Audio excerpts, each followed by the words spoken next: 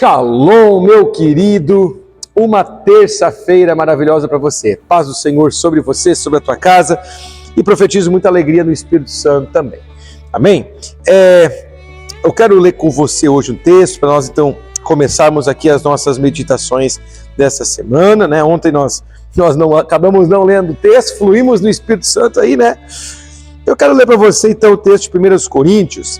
Se você pode abrir a Bíblia comigo, estudar as Escrituras comigo. Falamos ontem sobre a eternidade, e a cruz, ela vai ser esse vínculo, né? Esse vínculo que traz então a eternidade. Então nós estamos falando, né, prosseguindo em carregar a cruz.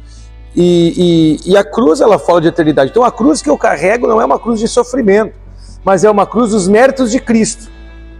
Tá? É uma cruz, a verdadeira cruz é a cruz eterna, é o sacrifício de Jesus Cristo. Porque o que você tem que entender é o seguinte: existem várias cruzes, mas existe uma cruz que é a cruz que salva. Porque milhares de pessoas foram crucificadas, mas apenas um é aquele que ressuscitou dentre os mortos. A sua cruz, ela foi suficiente, eficiente, digamos assim, para poder perdoar e nos salvar. Amém? Então, 1 Coríntios, capítulo 12, versículo de número 3. Eu não vou falar sobre os dons do Espírito aqui, porque aqui fala sobre os dons, né? Se você quer, em outra oportunidade, você pode estar estudando mais. Você que quer conhecer mais, nós temos a Escola de Administração, né? Estamos iniciando já no próximo mês o segundo módulo, onde a gente vai falar bastante sobre isso aqui. E um dos textos básicos nossos vai ser, então, aqui 1 Coríntios 12. Mas hoje vamos ficar no versículo 3º, que diz o seguinte: portanto vos quero fazer compreender, veja bem, fazer compreender, e vamos bem exaustivos aqui, tá? O que é fazer compreender? Paulo, ele não está tratando para a gente aqui neste momento de uma informação. Porque o apóstolo Paulo, ele vai falar nas outras cartas, também nas cartas Romanos, e também ele vai falar aos Coríntios, que ele não veio pregar com palavras persuasivas de sabedoria humana. Então entenda algo: existem coisas bíblicas que são mistério. Você obviamente já leu essa palavra, esse é o mistério. O mistério, o que é o mistério? O mistério é aquilo que humanamente é inexplicável. E não é algo que é recebido pela fé apenas. Mas todo mistério, vamos usar em outra palavra, todo segredo de Deus, ele só é compreendido através da revelação. Amém? Então, vão ter coisas na sua vida que você vai entender.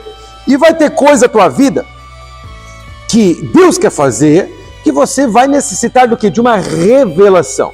Jesus é a palavra revelada de Deus para nós, para nos trazer clareza, né?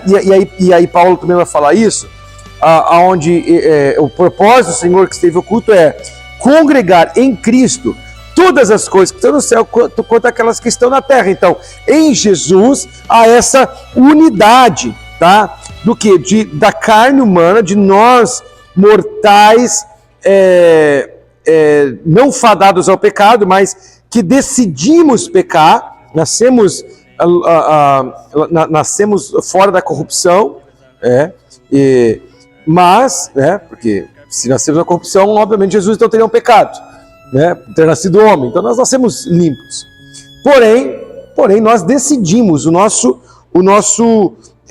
nossa alma, a nossa carne, ela decidiu pecar. Ela se distancia do Criador. Amém? Então, a nossa escolha em ter pecado, ela nos destituiu da glória de Deus. E aí Paulo vai falar em Romanos, e algumas traduções nós vamos falar outra palavra, Romanos 3:23, acho que era, que todos pecaram e destituídos estão da glória de Deus, ou todos pecaram e carecem da glória. Eu gosto dessa palavra carecem. Por quê? Porque o remédio para o pecado, então nós temos o quê? A glória de Deus. Ou seja, a glória de Deus, ela se torna o remédio para o nosso pecado. E o que é a glória? A glória é a revelação do próprio Senhor. E o que é a glória de Deus para você? Quem sabe para muita gente a glória de Deus é abrir o mar. Quem sabe para muita gente a glória de Deus sei lá, jumenta falar. O que é a glória de Deus? Amados, a glória de Deus revelada, a revelação, a maior glória é a própria presença de Deus. Certo? E o que é presença de Deus? Presença de Deus eu estou aqui, dentro da congregação aqui da Igreja Vida Nova, eu estou aqui, a minha presença ela está aqui, eu não estou dentro da tua casa aí agora, mas eu estou neste lugar, certo? Então, essa é a presença. Quem sabe pode ser que esteja na tua frente a presença de uma xícara. Então, presença não é uma força, presença é algo de fato que você está vendo. Então a gente muitos cristãos usam a presença de Deus chegou no ambiente. Deus chegou no ambiente. Quando fala da presença de Deus, é o próprio Deus. Ele está ali. Então, nós sabemos que Deus ele é uma pessoa. Se falam 3 pessoas distintas da Trindade, mas na realidade 3 funções distintas. O Pai, que cria, o Filho que ordena e o Espírito que está em nós. E mesmo que a religião vai dizer que um não procede do outro, a Bíblia diz que o Espírito Santo procede do Filho, que é o próprio Filho, que é o Espírito do Filho, que é o Espírito do Pai, que o Pai é o Filho encarnado. Tá entendendo? Então, se a própria Bíblia vai dizer que no princípio era o Verbo era Deus e o Verbo estava com Deus, nós temos qual entendimento aqui, meu irmão? Que o Verbo, que Yahvé, o Verbo é eu sou, né? Isso é Verbo. E quem eu sou o que sou. Deus se revelou, eu sou o que sou. Yahvé, YHWH, Yahvé, Jeová, né? Então, o Verbo que se faz carne, ou seja, a glória. Imagina, Moisés estava no monte, pediu para ver a glória de Deus. E Deus disse, a minha presença vai passar por ti, mas tu não vai poder ver. Porque tu vai morrer queimado. Vai morrer, enfim. Agora, o Verbo, Yahvé, o Criador, ele se manifestou. Ou, em outra palavra, ele se revelou aos homens. João capítulo 1 fala isso. E de que forma ele se revelou? Aqueles que conheceram, e ele foi chamado Jesus Cristo. E diz, né, a lei veio por Moisés, mas a graça veio através de Jesus Cristo. Ele era o Verbo encarnado. Ele é o Deus revelado. Agora, tá me entendendo? Então, o Deus revelado é Jesus Cristo. O Deus exibido é Jesus Cristo. Portanto, a glória de Deus, que Paulo está falando em Romanos 3, 23 aqui, 26, 23, é o próprio Jesus. Ele é a glória de Deus. Deixa eu só achar aqui para nós não cometer gafe aqui. O menino está citando o versículo errado para você. É Romanos 3, 23. Então, ele é a glória de Deus. Jesus é a glória. Então, todos pecaram e todos carecem do quê? De Jesus. De Jesus crucificado, mas a cruz não mostra alguém moribundo, mas mostra alguém glorificado. Porque no alto da montanha, pregado nu, humilhado, arrebentado, todo machucado, amém? Todo machucado, só que ao mesmo tempo, a Bíblia diz que o céu se escureceu. E quando ele morre, as sepulturas dos santos elas foram abertas. E quando as sepulturas dos santos foram abertas, a Bíblia diz que o véu do templo se rasgou de alto a baixo. E ao terceiro dia, a sepultura ela explode, a pedra ela é jogada para fora. Semana que vem a gente vai estar falando mais, que daqui a 2 semanas, que antecede a Páscoa, é a semana da Páscoa, né? Então, ali, meus queridos, nós temos o quê? A glória de Deus revelada através da ressurreição do nosso Senhor Jesus Cristo. Isso é glória. Essa é a manifestação da glória que todos nós carecemos, ou seja, nós recebemos o Cristo crucificado, a pregação do Cristo crucificado, que é a minha carne, as minhas paixões, a minha vontade, crucificado na cruz, amém? Mas também o Cristo glorificado, que é o Cristo que ressuscitou dentre os mortos, que subiu aos céus e que vai voltar para nos levar. Por quê? Porque se eu não aguardar a sua vinda, que esperança terei? Que esperança terei?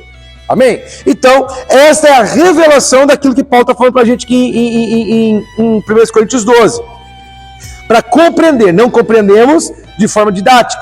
Então, como eu compreendo a Cristo? Através da revelação. Que revelação, pastor? Uma revelação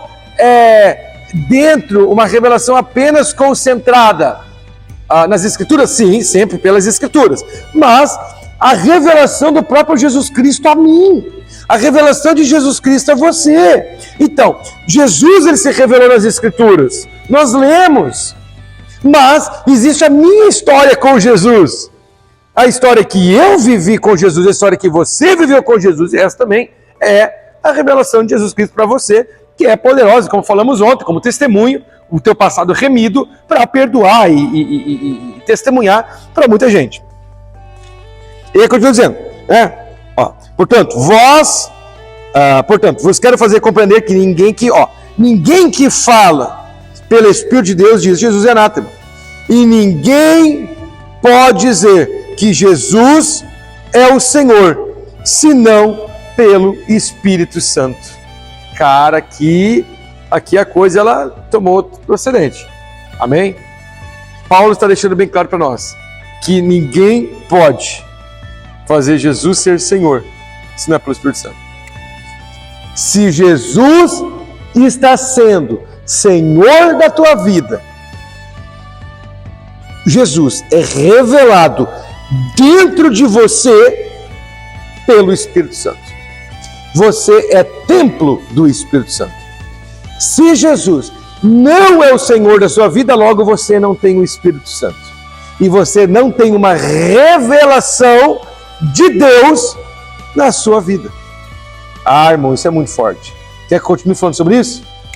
Te espero amanhã, 5 horas da manhã, ou no momento aí que você vai assistir o devocional, mas no devocional de quarta-feira, no devocional de amanhã. Amém? Deus te abençoe.